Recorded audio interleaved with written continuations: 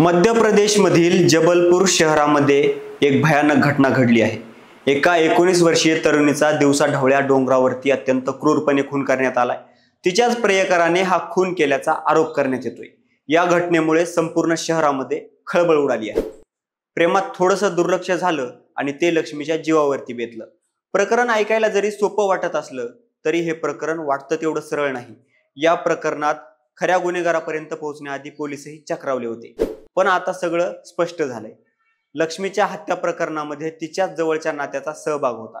नेमकं प्रकरण काय आहे, लक्ष्मीला का संपवण्यात आलं, तिचा खून करणारा अब्दुल कोण होता, याला लव जिहाद म्हणायचं का, अशा अनेक प्रश्नांची उत्तरं आपण या व्हिडिओच्या माध्यमातून पाहणार आहोत। नमस्कार, मी निखिल आणि तुम्ही पाहताय महाराष्ट्र कट्टा।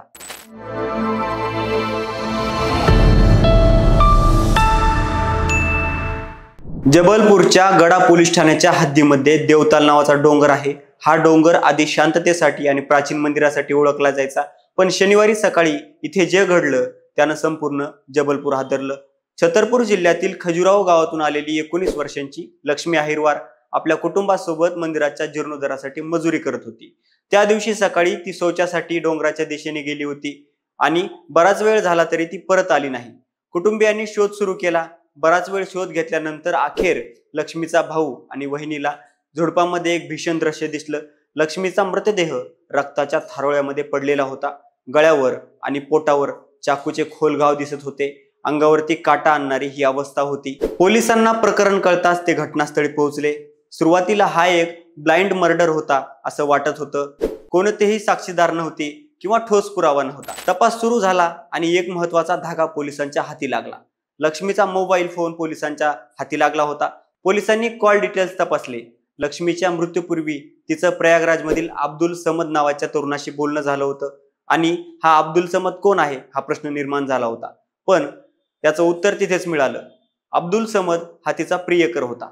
पोलिसांनी शोध घेतल्यानंतर समोर आलं की अब्दुल शुक्रवारी प्रयागराजहून जबलपूरला आला होता। त्याने लक्ष्मीला अनेक वेळा फोन केले, पण लक्ष्मी फोन घेत नव्हती। लक्ष्मीने अखेर फोन घेतला आणि फोन उचलून त्याला देवताल डोंगरावरती दुपारी 12 वाजता भेटायला बोलावलं।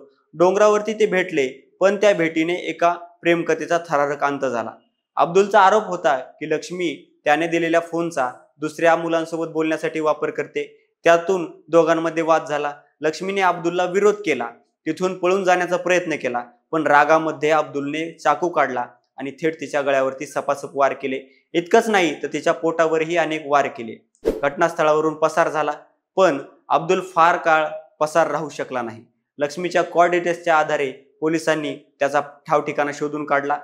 तो जबलपूर शहरामधील एका हॉटेलमध्ये लपला होता। नागपूरला पळून जाण्याच्या तयारीमध्ये असताना रविवारी रात्री अंदमुख बायपास जवळ त्याला पोलिसांनी अटक केली। पोलिसांनी अब्दुल विरुद्ध हत्या आणि पलायनाचा गुन्हा दाखल केला। पुढील तपास अजूनही सुरूच आहे। लक्ष्मी आणि अब्दुल एकेकाळी सतत फोनवर बोलणारे, जीवाला जीव देणारे जोडपे होते, पण कामानिमित्त लक्ष्मीला गाव सोडून जबलपूरला यावं लागलं तेव्हा ती फोनवर दुर्लक्ष करू लागली।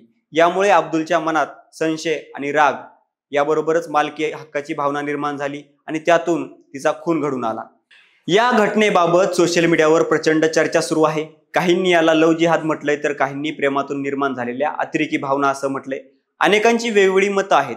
या प्रकरणाची दुसरी बाजू काय असू शकते हे पोलीस तपासानंतरच उघड होईल। असो, तुम्हाला या प्रकरणाबद्दल काय वाटतं हे कमेंट करून नक्की कळवा। तुर्तास इथेच थांबूया। पाहत रहा महाराष्ट्र कट्टा। धन्यवाद।